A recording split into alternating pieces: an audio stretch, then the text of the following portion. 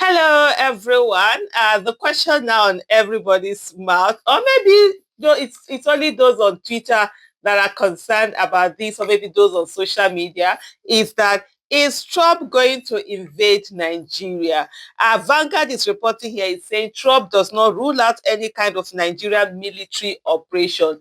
First of all, if it was, another president that was president of United States, I would say, please, that's not good. But Trump, he's unhinged. So he does all sorts of things and he believes himself. Whatever it is that he believes it is, that's what it is. So with Trump, you really can't say. But is it something that makes sense? Absolutely not. Designation of a country as a country of particular concern doesn't necessarily mean that, oh, they're going to swoop in. I mean, if you look at the countries that have been designated, a lot of countries like China, Saudi Arabia are all there. And these are literally like, business partners and sometimes allies of United States of America. But then, like I said earlier, with the Trump administration, it's a matter of here and there.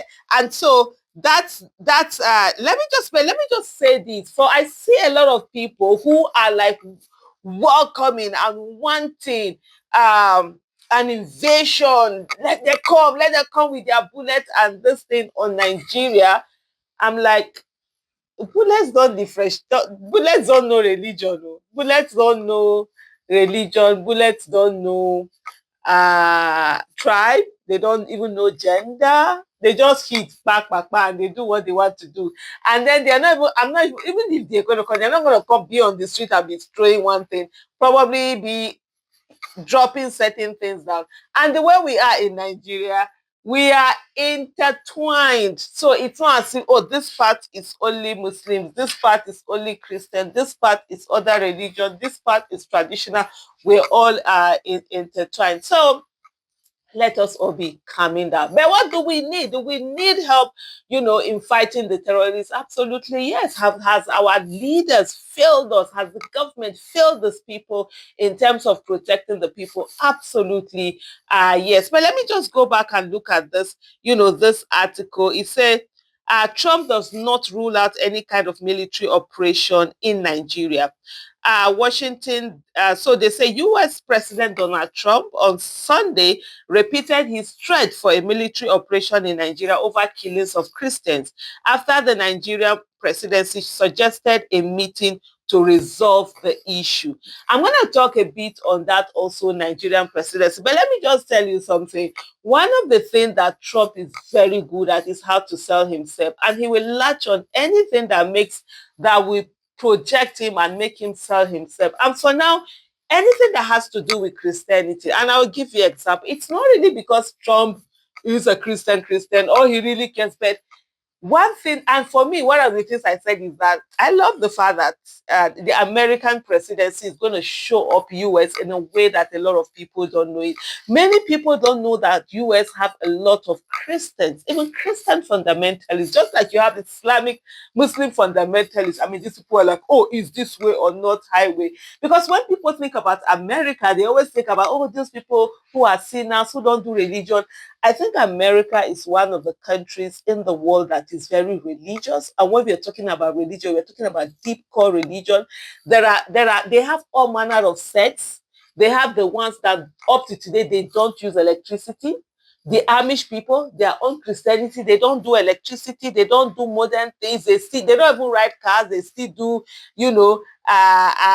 horses and their carriages and stuff like that. You have the Mennonites, those ones a little bit they sort of like do electricity, they do a bit of modern technology, but they stay segregated. They wear long clothes, not necessarily like hijab, they all tie their hair. Even the Amish people, keep their hair tied. And then you have the Mormons, that those ones they do all of those. The Amish people, their education doesn't pass a certain level. The Mormons are also there. Sorry about that. And the Mormons are also there, who are also conservative. Then you have the different. There are some that they marry plenty, more than one wife, marry plenty wives. There are some that are sect in places, so and the only way that, and that's for me why I always talk about this separation of religion and the state. Your religion is a personal affair, keep it to yourself. And then what the US have been able to do was to take out religion out of everything, to say, okay, go do your business. In short, it was the Bible that was used in that slavery, where people will pray over people and then use horses to drag them on the floor, where people felt they had the right to kill black people. It was used. And one of the things, whether the Bible or the Quran, if you want to use it for bad, you can always find something to justify whatever it is that you want to do. It's always about your understanding of it, right? So some people will twist it in all the books. That's how it is. Because there are times where hard, they had to have hard measures. But what happens is that some people don't balance it. They will take it the way that they want to, the manner they want to, and take it. So what I always tell people, whatever religion it is, it can be used for good, it can be used for bad, depending on the people who want to use it, the way they want to use it, and the way they want to interpret it. Just like we have, I think it was Uganda. Is it Kona or Koni or Kona? That's his name. The one that has something about there's a way he calls it, the one that even went ahead to kidnap children before the Chibok girls abduction. There was one that had happened. I think it was Uganda, where that particular, they called themselves something for God or prosecute. And he said he was hearing word that God was speaking to him, and it was all out the way. It was a terrorist group killing people, abducting people, and all of that. But so at the end of the day, what like the United States were able to do was to use the state. And that's what Nigeria is supposed to do. Look, anybody where he heard say they mad, correct. If the state is ready, the state will take care of it. And that is where Nigeria has failed.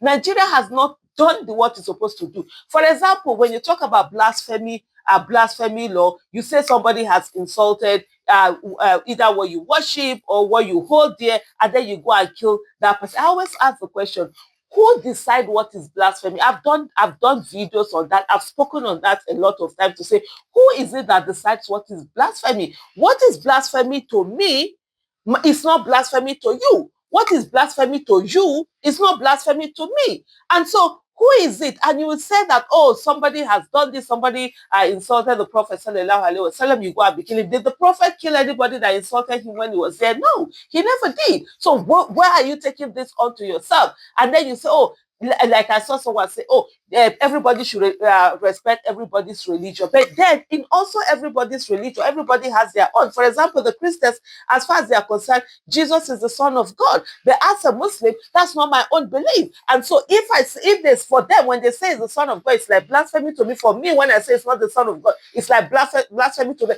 If I'm going to be killing anybody, who is going to remain? And did God ask you to do that? Did God ask you to go and keep people on his bed? Why don't you stay and focus on your religion and the good things that you do, so that when people see you, like, oh, okay, oh, this great, amazing thing, why don't you even, for my fellow Muslims also, why don't you even go and plant trees?